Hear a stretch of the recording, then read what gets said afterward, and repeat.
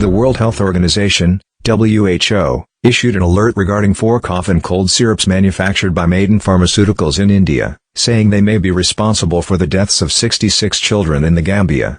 The Ministry of Health and Wellness claims to have taken note of this information. WHO has today issued a medical product alert for 4 contaminated medicines identified in the Gambia that have been potentially linked with acute kidney injuries and 66 deaths among children. 4 medicines are cough and cold syrups produced by Maiden Pharmaceuticals Limited in India. WHO is conducting further investigation with the company and regulatory authorities in India.